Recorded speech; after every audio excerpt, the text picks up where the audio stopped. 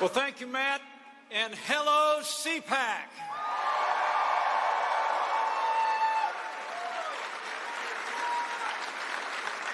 It is great for us to be back at CPAC 2019, the largest gathering of conservatives anywhere in America.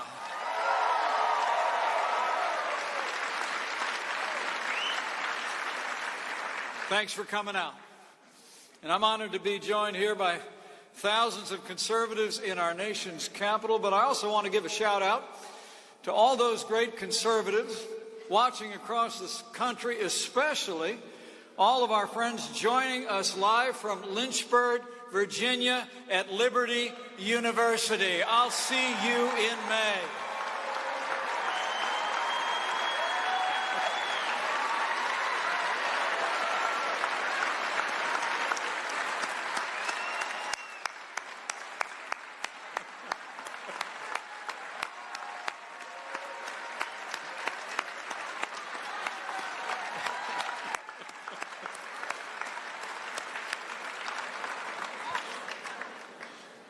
And to all of them and to all of you, I bring greetings from a friend of mine,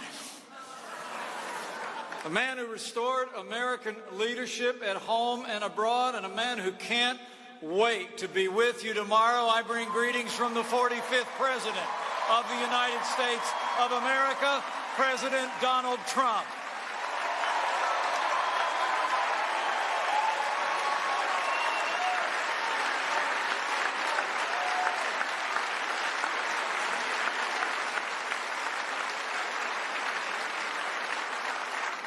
You know, it's the greatest honor of my life to serve as Vice President to a president who gets up every day and fights to keep the promises that he made to the American people.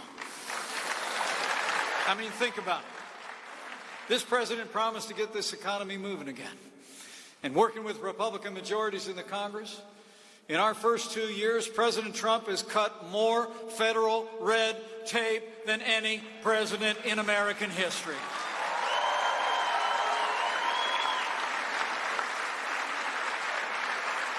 We've unleashed American energy, and now the United States is the largest producer of oil and natural gas in the world.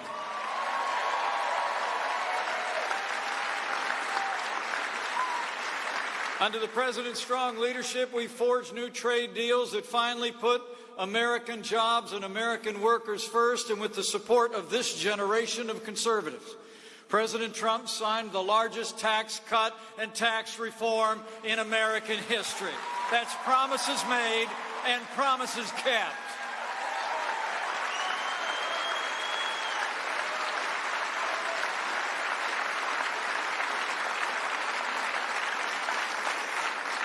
We cut taxes across the board for working Americans, for American businesses. And we cut out the core of Obamacare. The individual mandate is gone.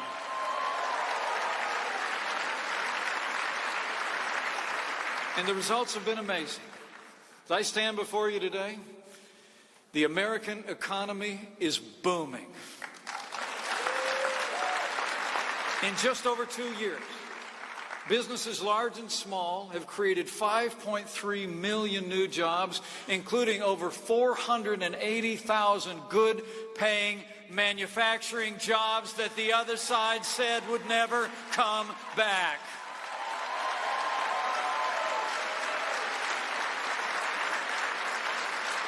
Unemployment has hit a 50-year low, and more Americans are working today than ever before in the history of this country. The unemployment rate for women has hit a 55-year low, and the unemployment rate for Asian Americans, Hispanic Americans, and African Americans has reached the lowest level ever recorded in American history.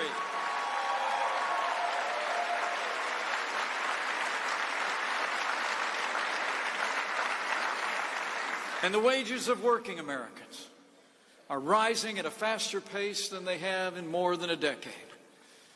Under President Donald Trump, working Americans are winning again. The forgotten men and women of America are forgotten no more.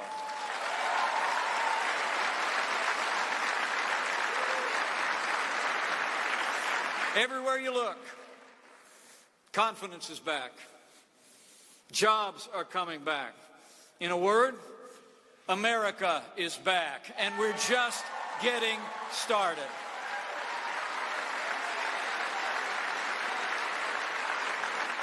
But for all the progress we've made, President Trump has no higher priority than the safety and security of the American people. And from the first days of this administration, this president has worked to make the strongest military in the history of the world stronger still. And last year, President Trump signed the largest investment in our national defense since the days of Ronald Reagan.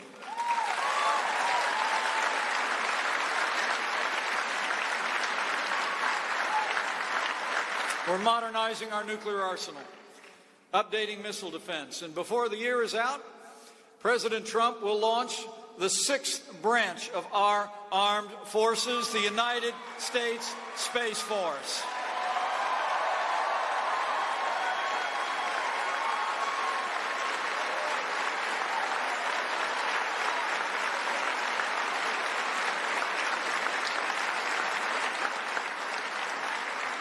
Under this Commander-in-Chief, we'll make sure that America is as dominant in space as we are on land and air and sea.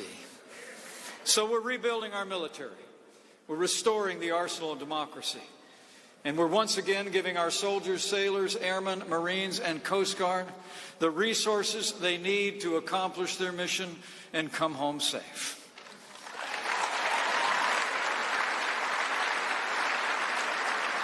And we're also standing with our veterans and all the men and women who have worn the uniform of the United States, and we've restored accountability to the VA. We're finally giving our heroes access to the world-class health care that they earned in the uniform of the United States. Veterans' choice is here.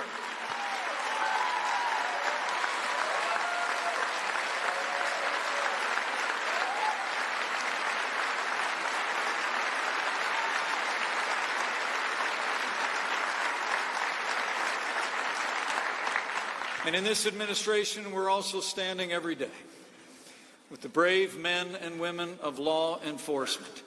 And we've been giving all those who stand on the thin blue line the resources and the respect that they deserve every single day.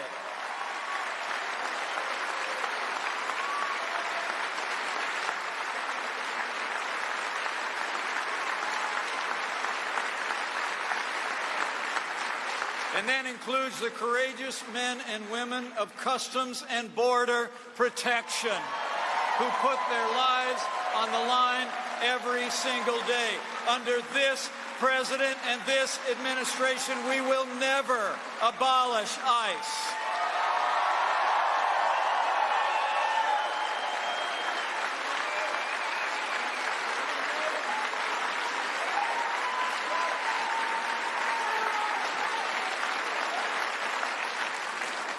You know, as the president has said many times, if you don't have a border, you don't have a country. And since day one of our administration, we've been working to remove dangerous criminals from our streets in record numbers, enforcing our immigration laws and working to secure our border. And we've already started to build that wall.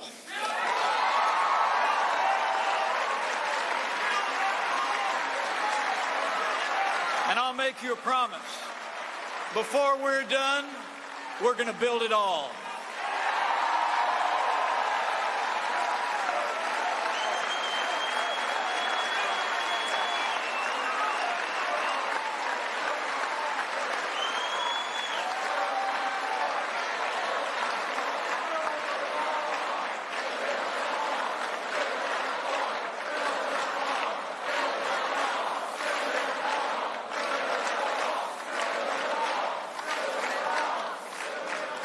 Oh, we're building it. As the president often says, don't worry about it. Make no mistake about it, folks. No matter what you hear from the Democrats and their allies in the media, We have a crisis at our southern border. And it's like nothing we've ever seen before. For the first time ever, the majority of illegal immigrants coming into our country are unaccompanied minors and families. Families that are being exploited by drug cartels and human traffickers, encouraging them to make the long and dangerous journey north at a great financial price and often at a great price to themselves and their safety and well-being. You know, when President Obama in 2014 said we had a humanitarian crisis at our southern border, 120,000 minors and families crossed our border illegally. Last year, there were 145,000. And in the last 4 months alone, more than 120,000 unaccompanied minors and families have been apprehended at our southern border. Now, Democrats want to say it's a manufactured crisis, but the only thing that's manufactured is their outrage.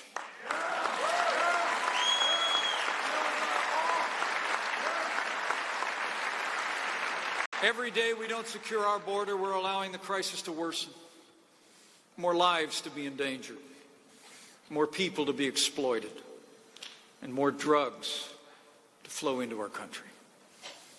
That's why President Trump used his authority under the law to declare a national emergency on our southern border.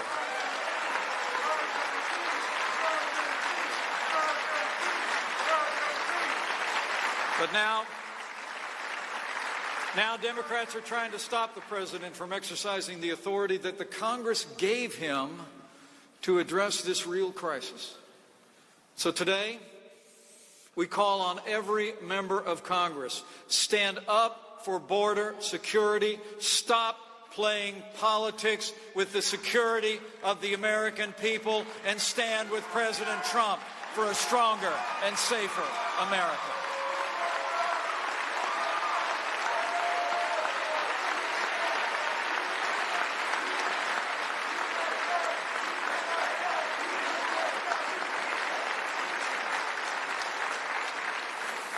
With his renewed commitment to law and order, this president's also been busy seeing to our judicial branch. President Trump has appointed more men and women to our federal courts in the last 2 years than any administration in American history, and they are all conservatives like Justice Neil Gorsuch and Justice Brett Kavanaugh.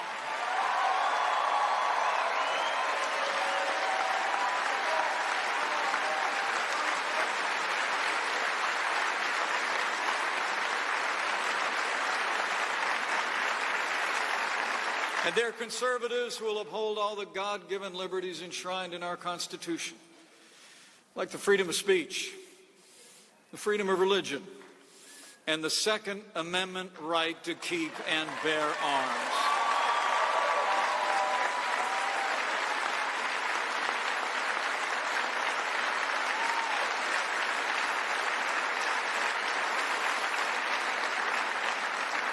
You know, the freedom of religion is not just enshrined in our Constitution. It's enshrined in the hearts of the American people.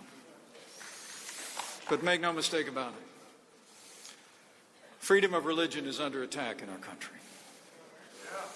Lately, it's actually become fashionable for media elites and Hollywood liberals to mock religious belief.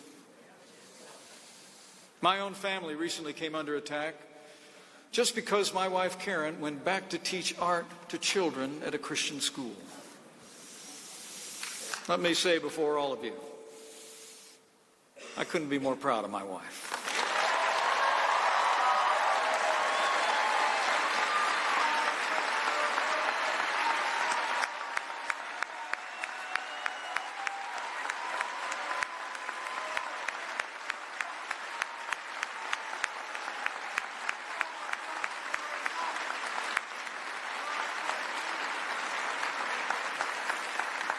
She's a Marine Corps mom. She's a great school teacher, and Karen Pence is a great second lady for the United States of America.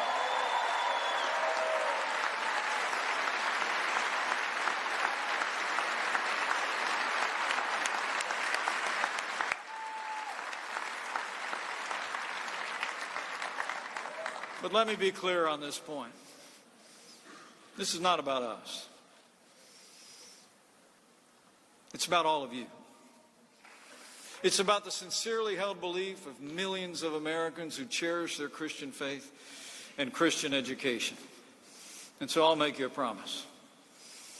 Under this president and this administration, we will always stand with people of faith. We will always defend the freedom of religion of every American of every faith. So help us God.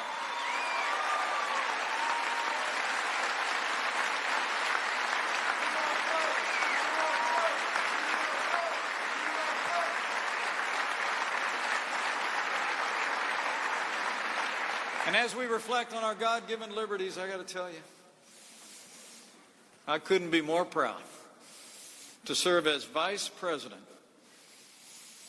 to the most pro-life president in American history.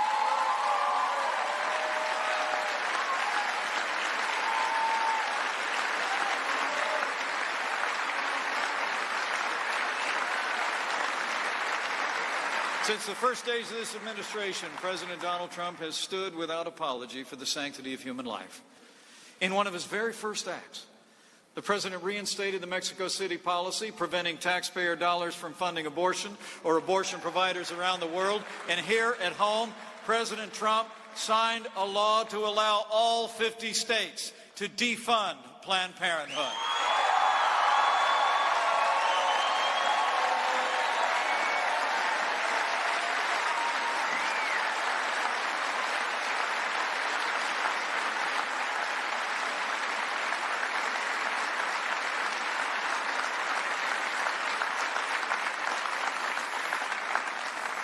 Life is winning in America once again. But for all the progress we're making, tragically, at the very moment that more Americans than ever before are embracing the right to life, leading members of the Democratic Party are embracing a radical agenda of abortion on demand. In state legislatures across the country, Democrats have endorsed late-term abortion. The Democrat governor of Virginia openly defends infanticide.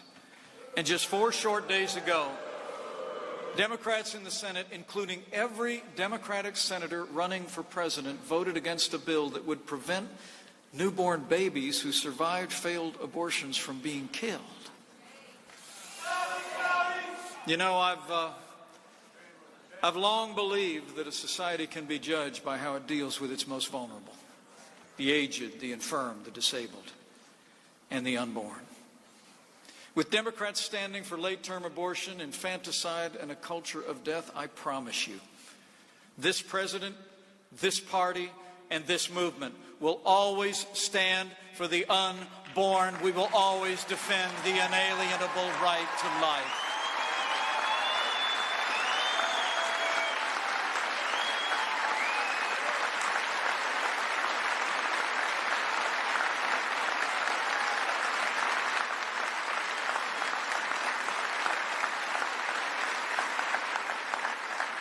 So we've restored American strength and security at home. And we're doing the same thing around the world. And today, under the leadership of President Trump, the United States of America is once again standing proudly as leader of the free world. Like when this president kept his promise to our most cherished ally and moved the American embassy to Jerusalem, the capital of the state of Israel.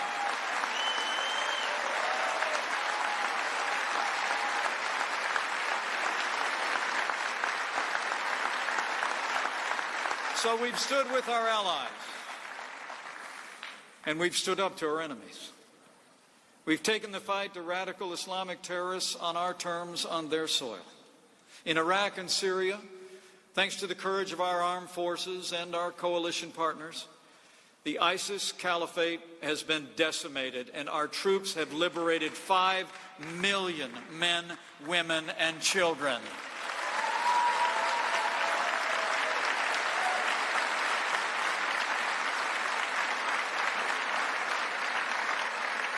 to see the extraordinary progress they've made in liberating millions from the vicious grip of ISIS. I say with conviction again what has been said throughout history. The armed forces of the United States are the greatest force for good in the history of the world.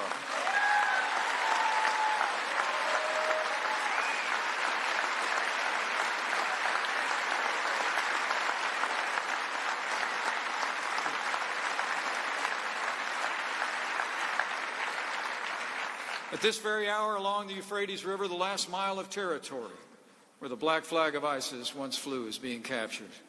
And in the wake of these gains, President Trump has announced that the United States will begin to hand the fight off to our partner and bring our troops home. But be assured of this, we will keep a strong presence in the region. We will get our allies to do more in the fight against ISIS, and together we will hunt down and destroy the remnants of ISIS wherever and whenever they rear their ugly head, so they can never threaten our people or our allies again.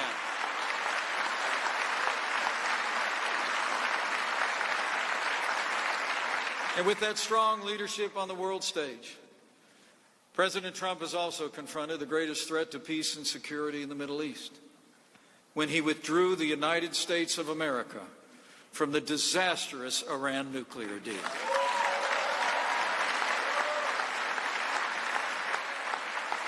The Islamic Republic of Iran is the leading state sponsor of terrorism in the world. Iran supports terrorist proxies, fuels conflicts in the region, plots terrorist attacks on European soil, and openly advocates the destruction of the State of Israel. 2 weeks ago, Karen and I stood and prayed at the Auschwitz-Birkenau Nazi death camp in Poland.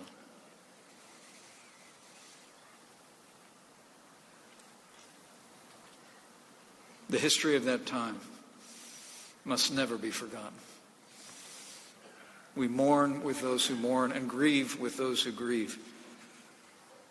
But we say from our heart, never again.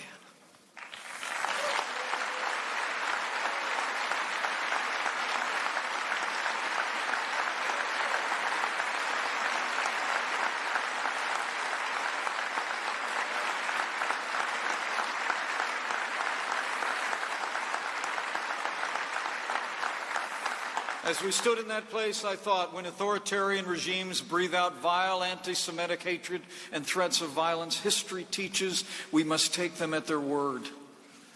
Anti-Semitism is not just wrong, it's evil. Anti-Semitism must be confronted wherever and whenever it arises, and it must be universally condemned.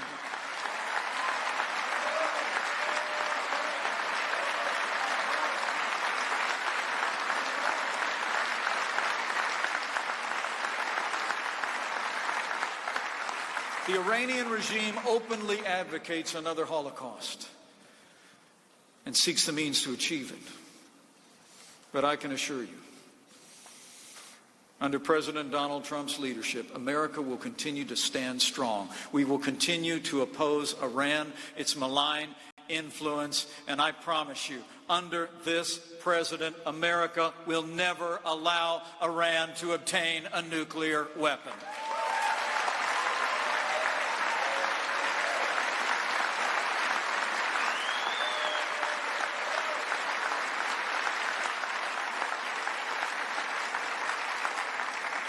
So as the world has witnessed over the last 2 years, under this president, the United States will continue to seek every opportunity to achieve peace, even as we stand strong on the world stage. We'll approach every challenge with our eyes wide open. President Trump deals with the world as it is, not as we wish it would be. And the truth is that effort for peace been nowhere more evident than in the progress that we've made in the Indo-Pacific over the last 2 years. It's remarkable to think that when I stood at this podium 2 years ago, North Korea was engaged in regular nuclear tests, launching missiles over Japan. threatening the United States and our allies. Faced with this threat, President Trump rallied the world around an unprecedented pressure campaign, and the world has witnessed the results. No more nuclear tests. No more missiles being fired. Our hostages are home, and Karen and I had the privilege to be present in Hawaii as the remains of our fallen Korean War heroes began to be returned to American soil. Thanks to President Donald Trump, our boys are finally coming home.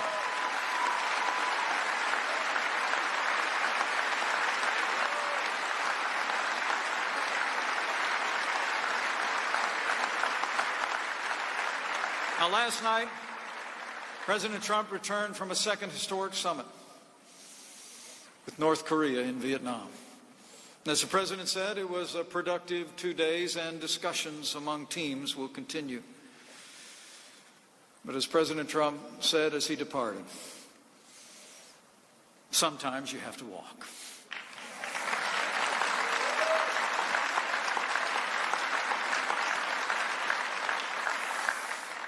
And I can assure you, after decades of failure with North Korea, under President Trump's leadership, America will not repeat the mistakes of the past. We will keep seeking peace. But for the sake of our security, the sake of the people of the Korean Peninsula, President Trump will stand firm until we achieve the complete denuclearization of North Korea.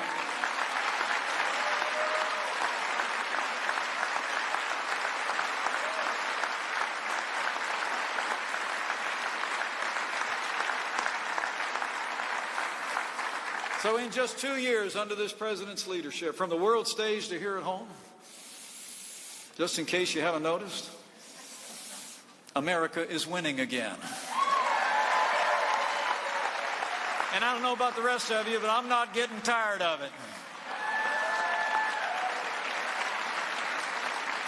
But to keep on winning, my fellow conservatives, we have a choice to make in the next 20 months.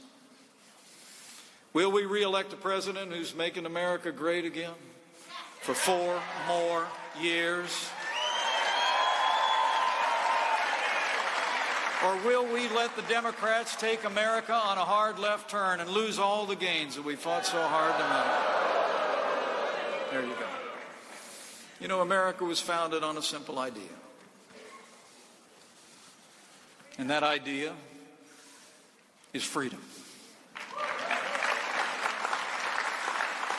But over my lifetime, the support for liberty, a strong national defense, free enterprise, inalienable rights has principally fallen to our party and to this movement.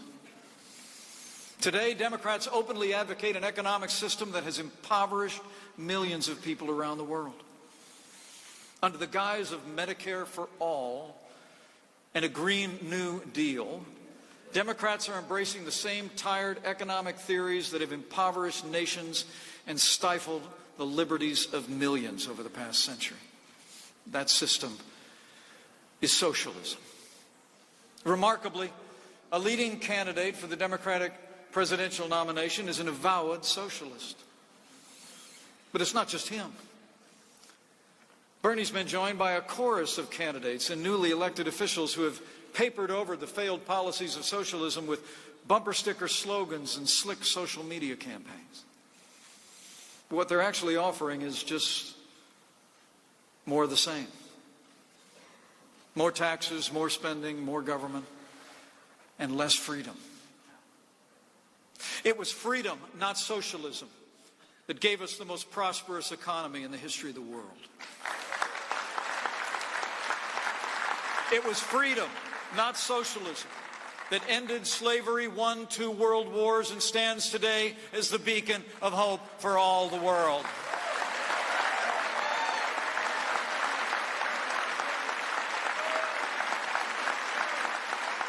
It was freedom, not socialism, that's moving us beyond the prejudices of the past to create a more perfect union and extend the blessings of liberty to every American, regardless of race or creed or color.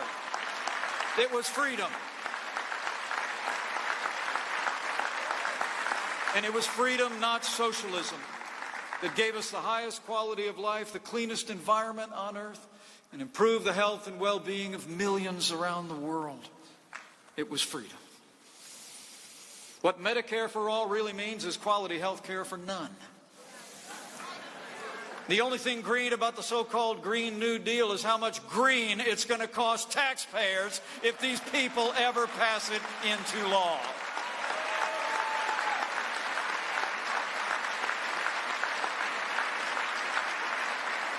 You know, Margaret Thatcher probably said it best. The trouble with socialism is that you eventually run out of other people's money.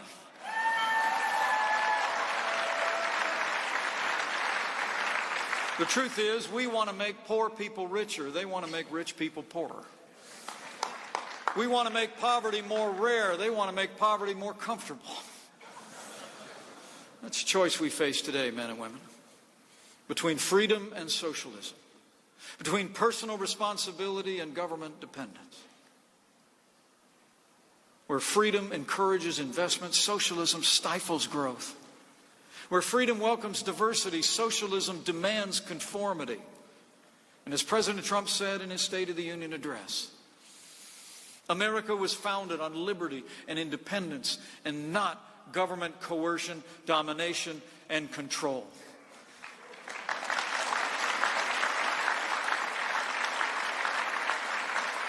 The moment America becomes a socialist country is the moment that America ceases to be America.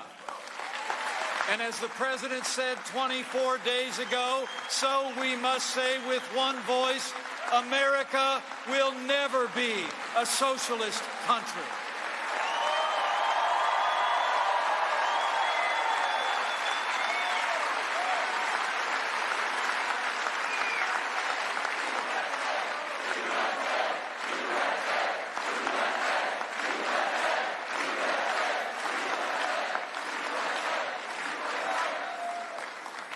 We know where socialism leads.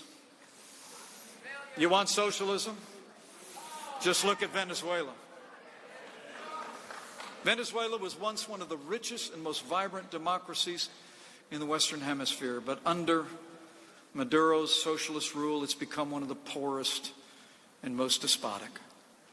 Today, more than 9 out of 10 people live in poverty in that once rich country. More than 3 million Venezuelans have abandoned their homes and fled the brutality of the Maduro regime. But the struggle in Venezuela is between dictatorship and democracy. The struggle in Venezuela is between socialism and freedom. And as I told world leaders in Colombia just this week, Nicolas Maduro is a dictator with no legitimate claim to power, and Nicolas Maduro must go.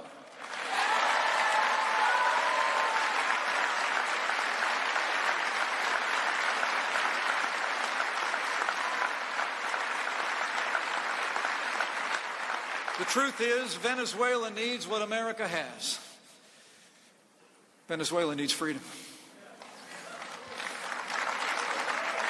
Freedom is about enabling people to live their lives as they see fit, not government control.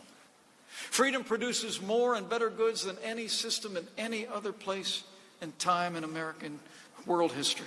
Freedom is more generous, more helpful, and more humane than any other social or economic model ever attempted, because it's the only philosophy that respects the dignity and worth of every single life and sees every man, woman, and child as made in the image of God. That's freedom. That's our heritage.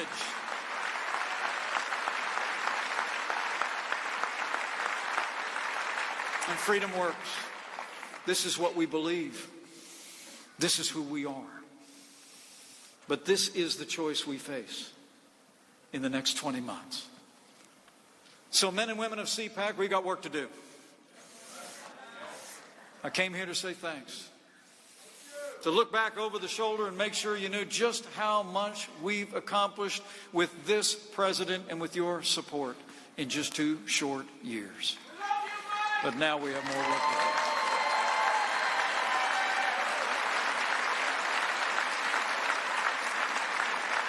But now we have more work to do. Just as we did in 2016, 20 months from now, the American people are going to face a choice once again. You know, 2 years ago in Poland,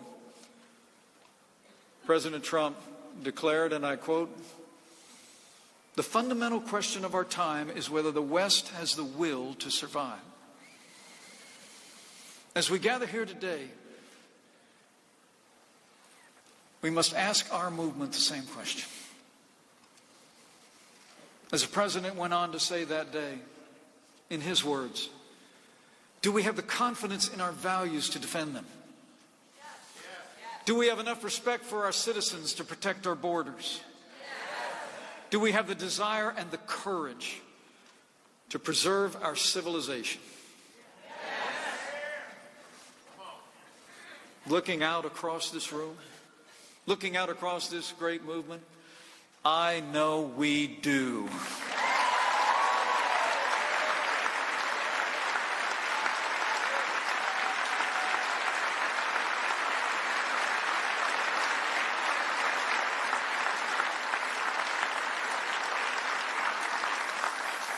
We have the strength, we have the determination, we have the courage to stand for freedom.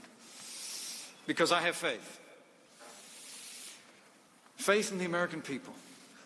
That if we go out and speak freedom to the people of this nation every day in the next 20 months, if we lay out a vision for a boundless American future based on timeless American principles, if we lay out a choice between freedom and socialism, the American people will choose freedom every single time.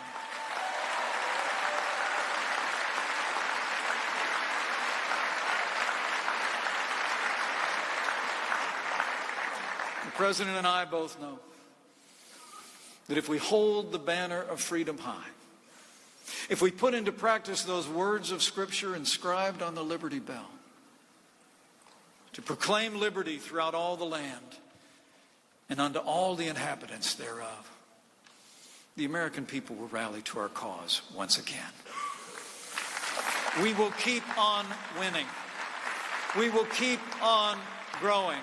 And we will preserve freedom for this generation and the next. So as you go from this place,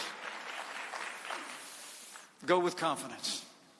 Confidence that you have a president that's fighting every day for the ideals and the values that are at the heart of American greatness. Confidence in the goodness of the American people, the rightness of our cause. And confidence that if we ask for the blessings of Him who established this miracle of democracy on these wilderness shores so long ago, that we cannot fail. For where the Spirit of the Lord is, there's liberty.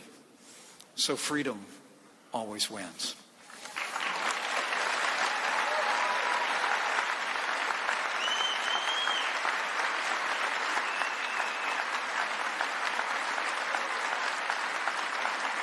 So men and women of CPAC, it is great to be with you today.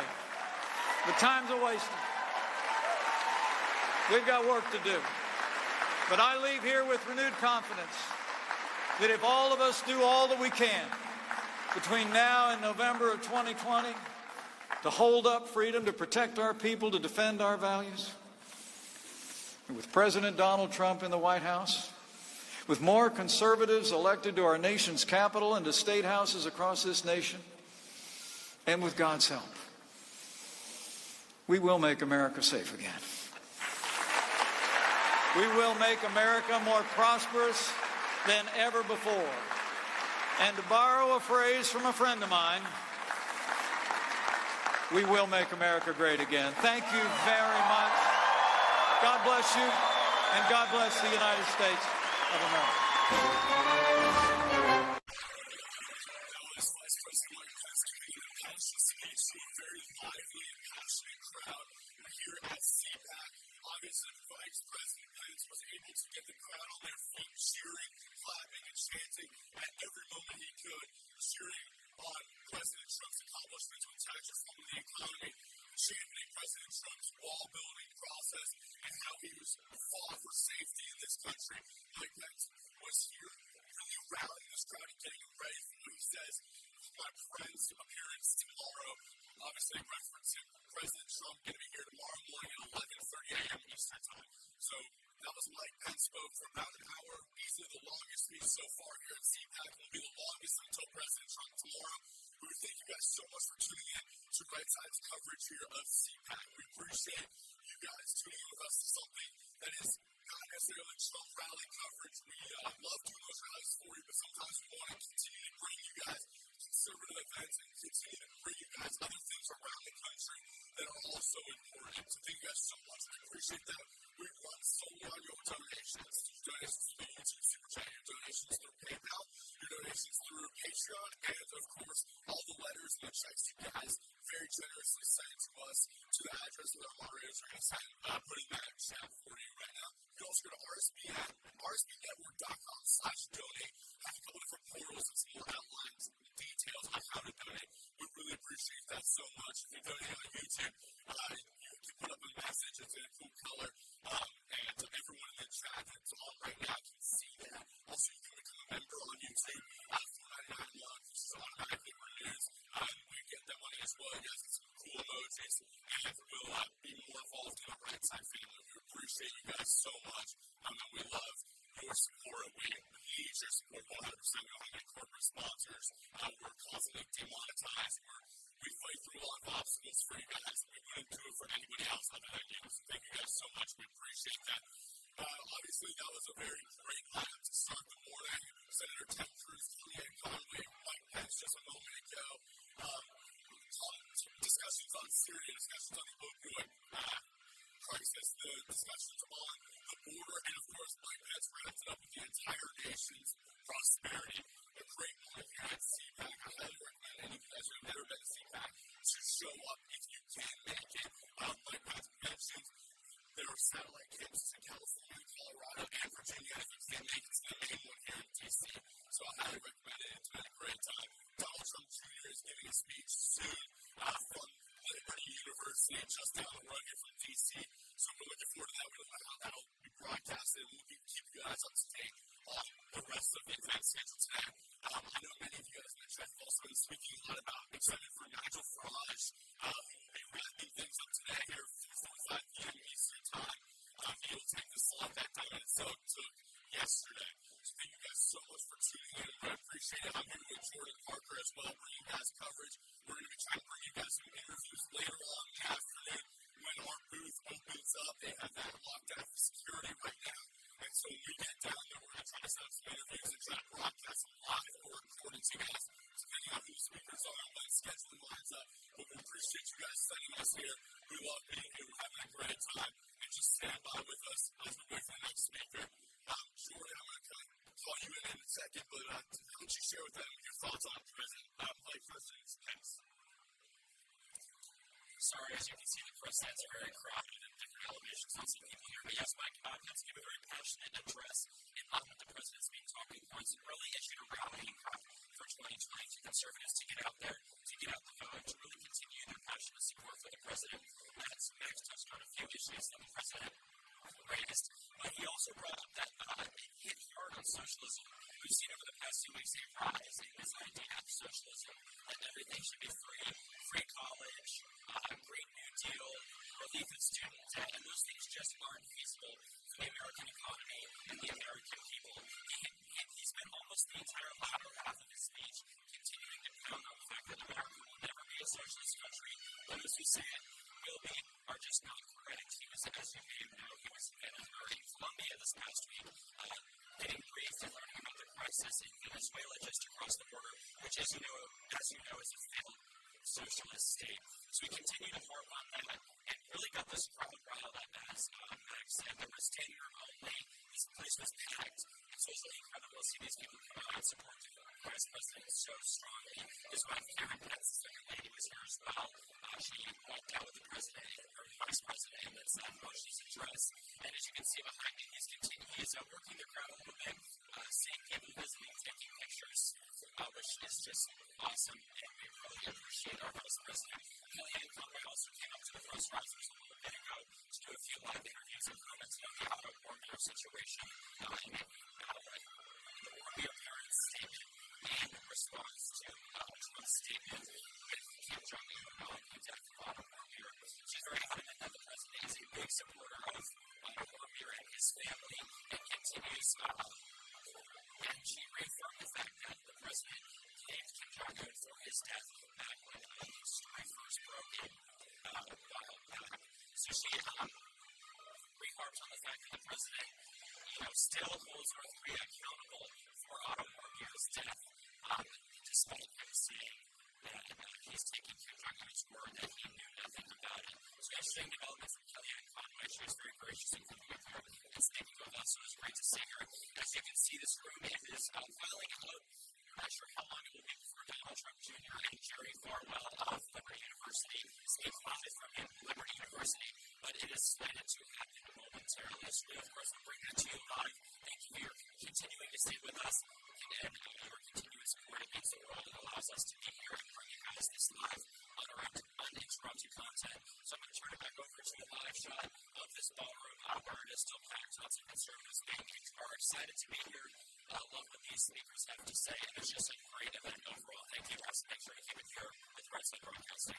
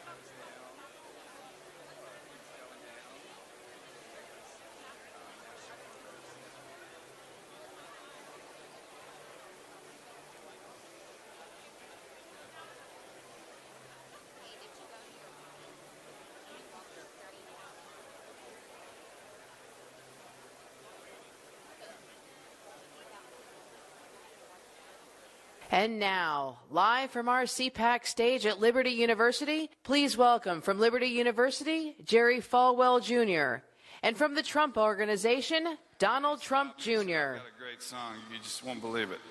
And, I said, oh, he's a college kid. He probably thinks it's great. But then he spent the last 3 years, perfecting it. He got this band, and I really think it's going to become the replacement for Lee Greenwood's God Bless the USA. So thank you, Zachary. We're proud of you, proud of you.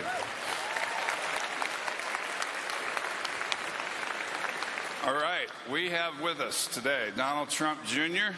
He's a Trump Organization Executive Vice President. Charlie Kirk, who you've heard from before, founder, president of Turning Point USA.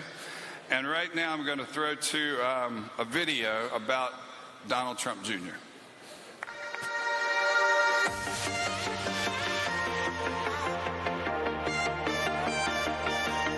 In business, I was trained by my father to make the tough investments and decisions today to ensure a brighter future tomorrow. The most basic aspect being the first, the second to protect.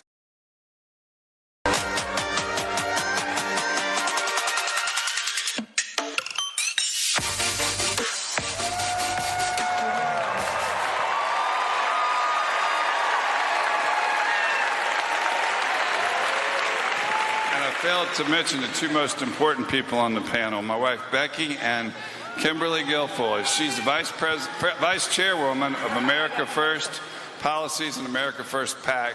She was also a prosecutor at one time. I didn't know that. I'm a recovering lawyer too. There you go. And she was on the Fox show The Five, many other credits. But welcome, Kimberly Guilfoyle. Thank you. Pleasure to be here.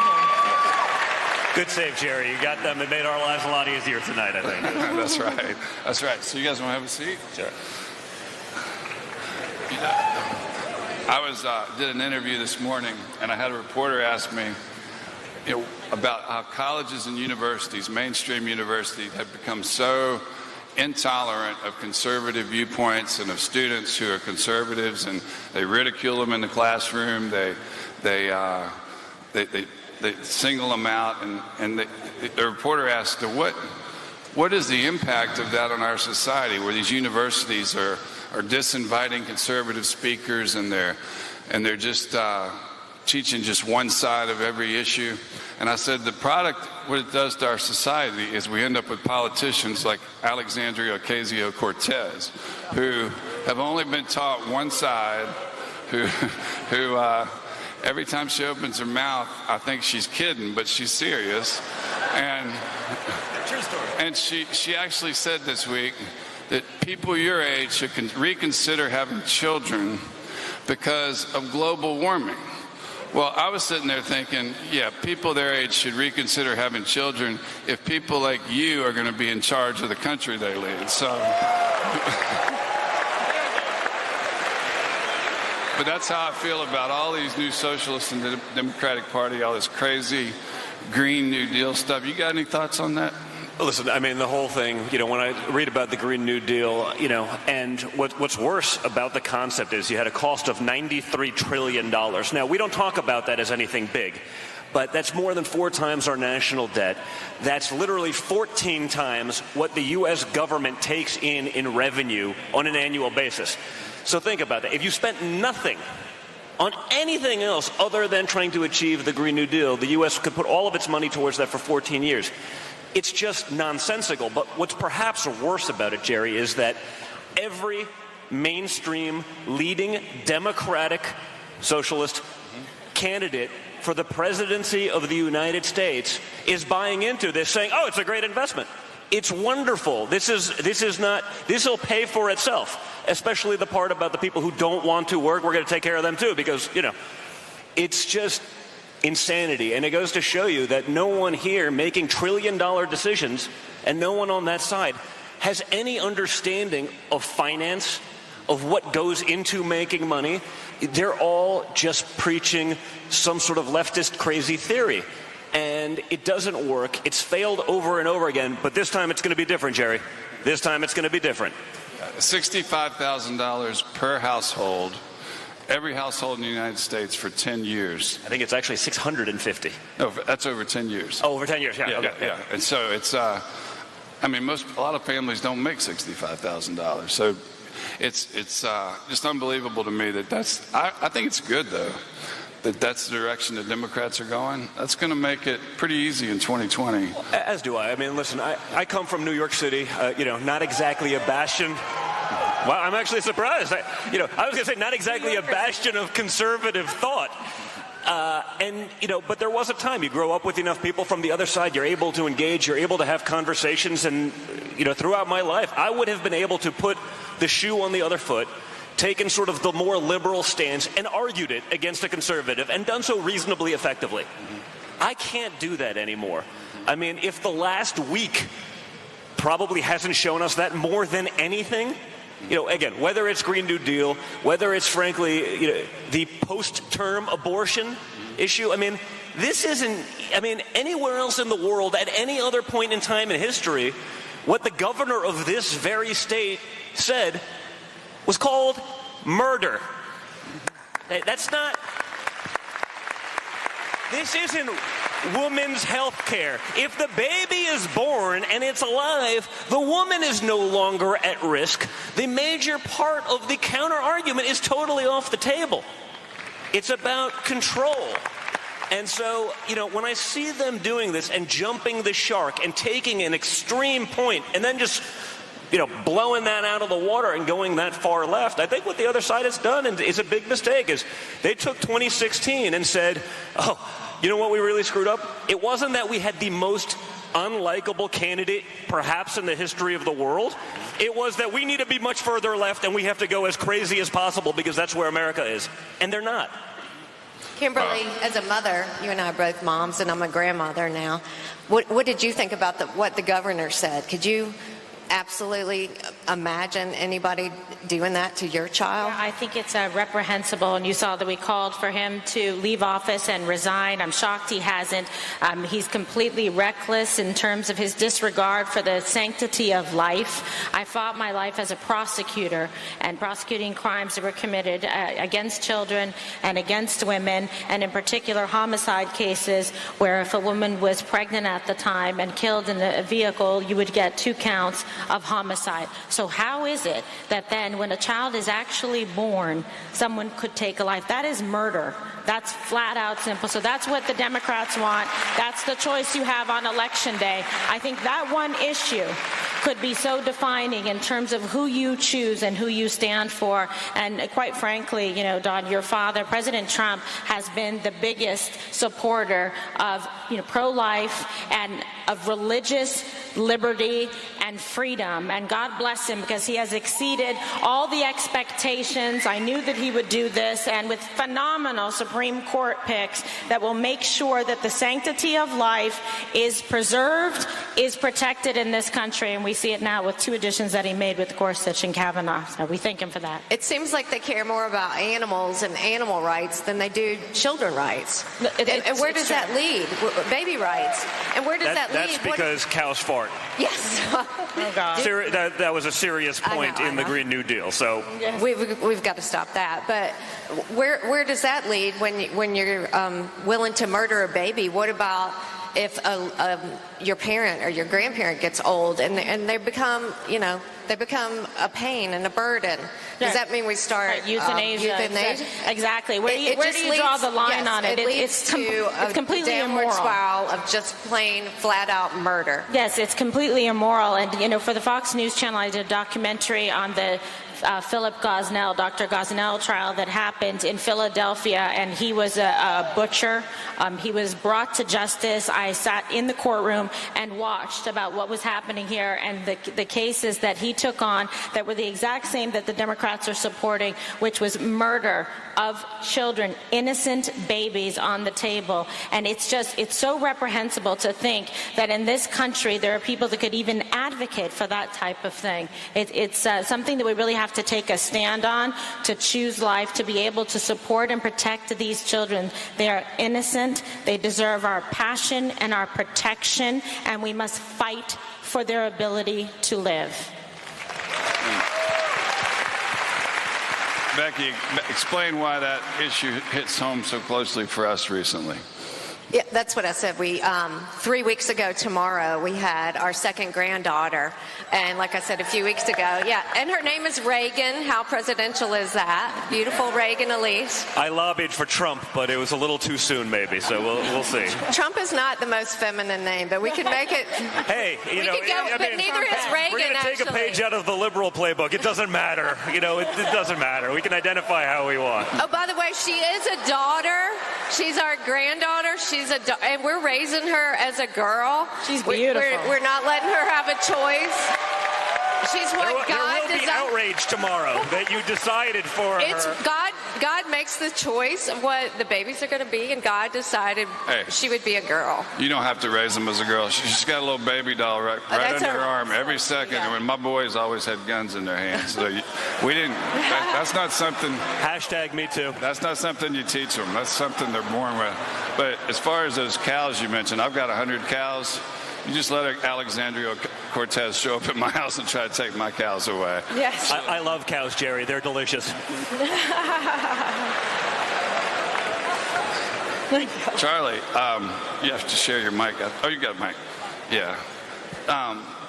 Tell us what do you see is going to happen with the Mueller investigation, and what's going to happen after that? What's going to be the fallout?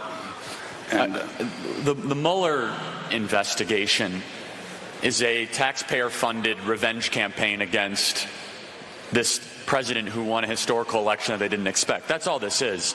If this was actually about Russian interference in our election, he would be looking into Hillary Clinton selling our uranium to Russia in exchange for speaking fees for her and Bill Clinton. $500,000 in speaking fees for a 30-minute speech. She's not that good of a speaker.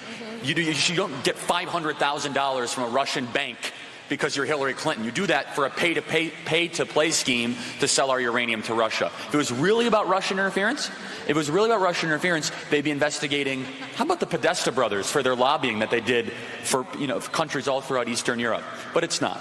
Instead, it's how do we go after the Trump family? How do we go after the president? How do we go after anyone in the orbit? Because we are angry that we lost the election. We were surprised by it.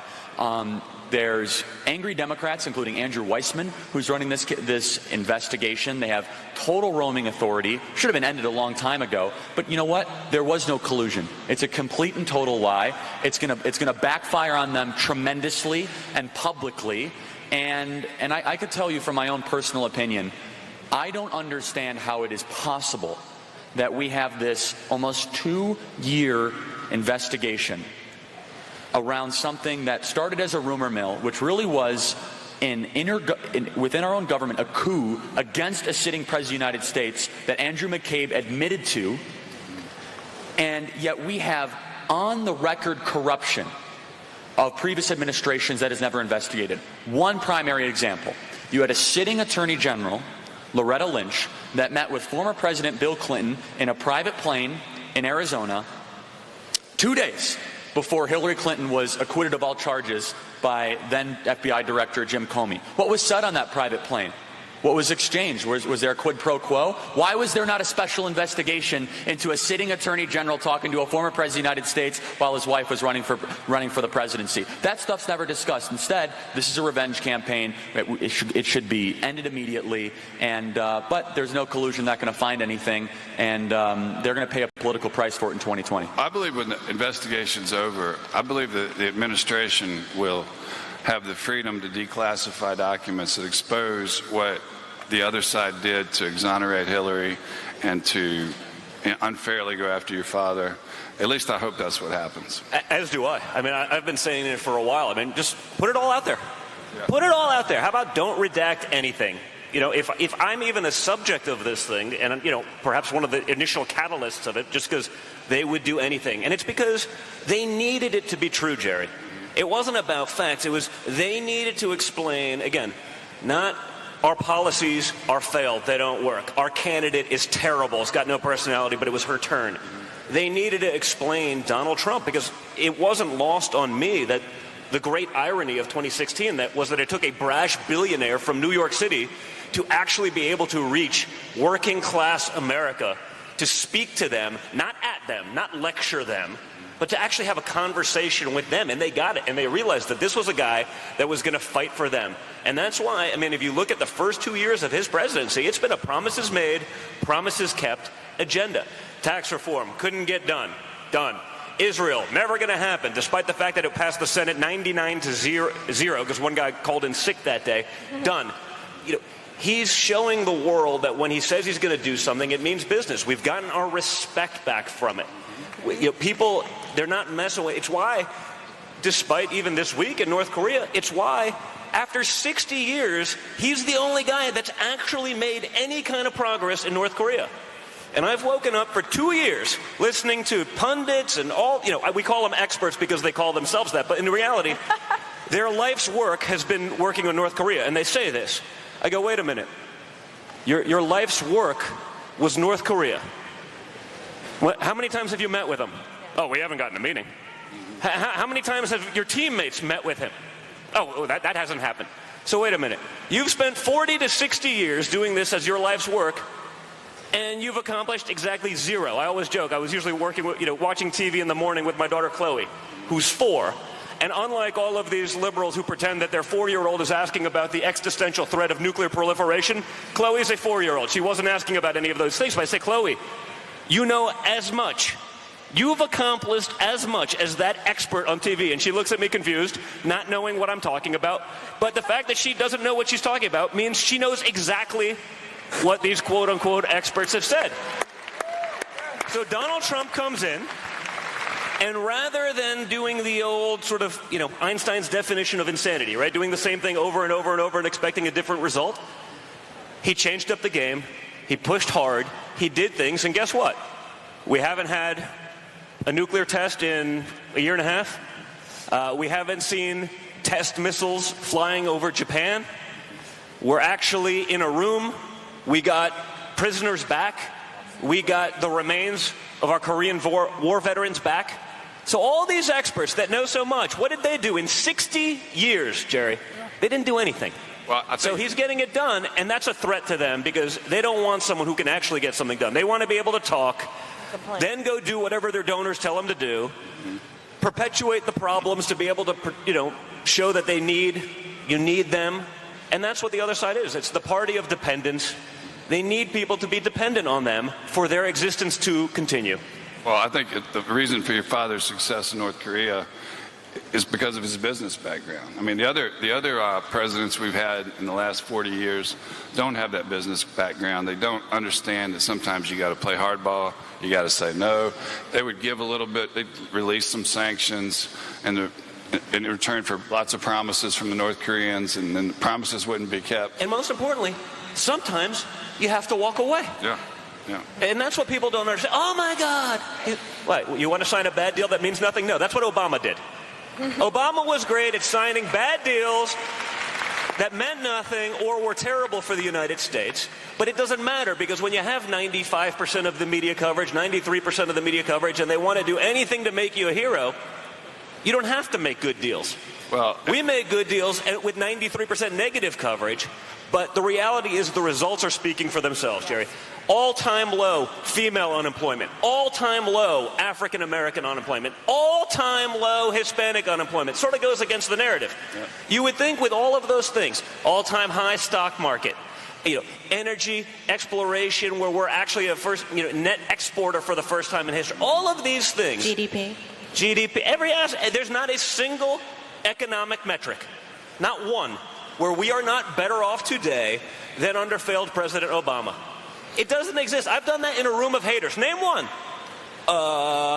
They can't do it, but they don't want to give credit where credit is due because they've spent a lot of time making sure that their little establishment cliques are locked in place. I couldn't agree more. And also, I have to believe that if President Obama had gone to North Korea and had been there in a summit, and at the same time the Republicans had called a convicted felon to testify before Congress about Obama, everybody would be screaming, "That's treason. You're working against the United States' chance to get peace with a nuclear power." But yesterday, we didn't hear anybody yelling. No, treason. 100%. I mean, I was pretty vocal about it on social media. For those of you who like my Twitter feed, but no, it was. I mean, think about even an opposition party that hates the president so much that you would counter-program nuclear peace talks with a convicted criminal one of whose many convictions was lying to Congress. I mean, think about what that does when the other side is seeing that going on simultaneously. You're going to have a good negotiation with that going on in the background, but that's the reality. The left hates Donald Trump much more than they love America. Mm-hmm. They would rather see failed nuclear peace talks than give Donald Trump even a little bit of a win. And by the way, like I said earlier, he's already had more wins than anyone since the end of the Korean War. And no wall, even though they once voted for it. Well, that's the hypocrisy never ends. But again, when the media is your water boy, it makes it easy to get away with it because they don't call them out on it. That's why, I do it. I've done it whether it's that or whether it's the, censorship through social media platforms that I'm sure all of you as religious conservatives have seen and witnessed with your own eyes.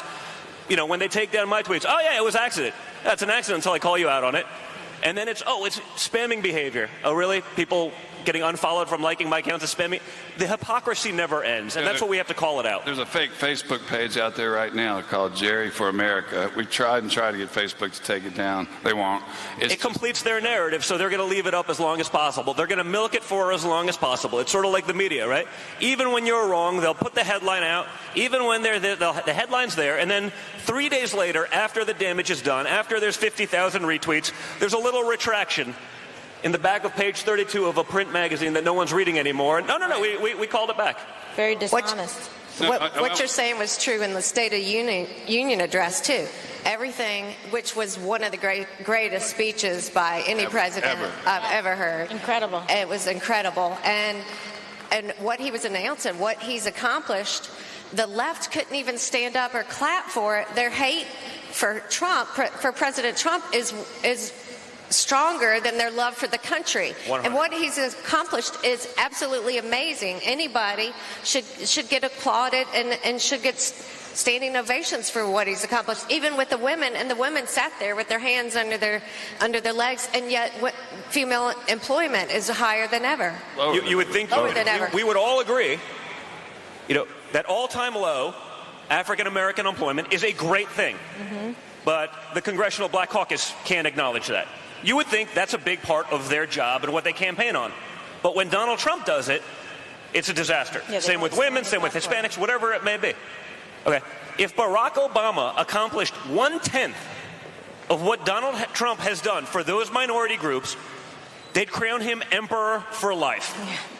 Yeah. He had a failed presidency. All of those metrics were negative, frankly, were a disaster. And it's like he could do no wrong. He's this great, I said that the greatest joke of the midterm cycle was Obama trying to claim credit for the economy. Because we all know insane taxation policies, hyper-regulation, all of these things. Yes, that's going to turn out. I said it was the stupidest statement in the history of both politics and economics. Mm-hmm. And it was. But again, the media, of course it's Obama, of course it is, all these things. Excuse me. We cut 22 regulations, this administration, for every new one in place. We actually got tax reform done. People are able to invest in themselves, in their companies, in their businesses. That's what's doing this. It's why every consumer confidence metric is being broken, not because of insane, oppressive socialist policies. Because of the Trump economy. And yet you can run around, and if you're Barack Obama, you can just claim whatever you want. No problem. Sure, we'll give it to him because it hurts Trump. And that's a problem. But you're right when you all said it, which is they're overplaying their hand. They're taking it so far. It's so extreme that real hardworking Americans, people that I get to see and spend time with in the middle of the country, they're like, man, this is insanity. They're not going to chime in. They don't even participate in a lot of the polls. They're just not willing to necessarily engage that way. But man, do they see it. Well, it hit home for Liberty University. We have a lake on the backside of campus, 6 acres. We've been wanting to enlarge it to 30 acres for a while. Couldn't do it under Obama with the EPA. Mm-hmm. Your dad comes in, the lake's going under construction soon. So it's just little things like that where they... Incredible. And that's for you guys. That's for you guys. But we'd have to come back and go fishing, Jerry. Yes, yeah. But you mentioned how the radicalization of the Democratic Party has pushed many former Democrats back towards the conservative side. And I've seen that when I was in college in the 80s. Democrats, liberals would say, I might not agree with you, but I'll die for your right to say whatever you want to say. Now they're authoritarian. They don't want to let conservative people speak. They don't want us to speak our minds. Mm-hmm. Kimberly, did you make the same transition to the right as Don, or do you guys still disagree about stuff? Oh, no. Well, I've been a registered Republican since I was 18 years of age, and as Don knows, she's probably I'm more conservative than me. Than he is. That's a fact. So, and this is what I love. I really feel that we're at such an incredible place in American political history, thanks to the leadership of President Trump. And, we saw back what Ronald Reagan was able to accomplish, That's why your granddaughter, right, is named after Reagan. And you see this now, real enthusiasm and optimism in America because these conservative principles work. Because the president and Republicans, like we have up on this stage, know that we need to be responsible, fiscally responsible with your tax dollars, that we should make sure that the next generation is left in a better position than when we started and got in. That's what's so important, and the president gets that. He really wants to do the best and rise up for all Americans, and I love that. As a Puerto Rican woman, Hispanic, and 6.1% Native American Indian, you liked that one? This More is than something. what percent? Exactly. What percent? 6.1% Native American Indian. All right, well, which is about 1,000% more than Liz Warren. That worked out well for him, right? My great-great-grandmother was a full-blooded Cherokee, but I never used it to get this job, I promise. And by the way, either did I, to get a job or to get into school, because I believe in equality of opportunity, but not a result of working hard, putting that hard work in, and trying to better yourself, about personal responsibility. That's why I stand for this president, because he stands for all of us. He doesn't want any Americans left behind. He wants us all to be in a better place. And now Americans have families across this country that nobody paid attention to before, that we saw in all the rallies that Charlie and Don and I did across this country. They have more discretionary spending and money to put in their pockets, to put their kids in after-school programs, and to take care of themselves and have the health care they need. That's thanks to your father and to our great president.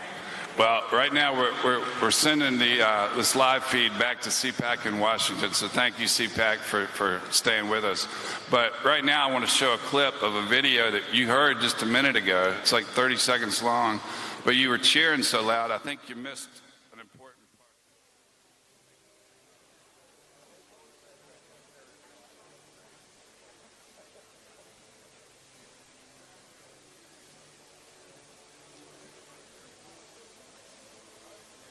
Ladies and gentlemen, from the White House, the Honorable Peter Navarro.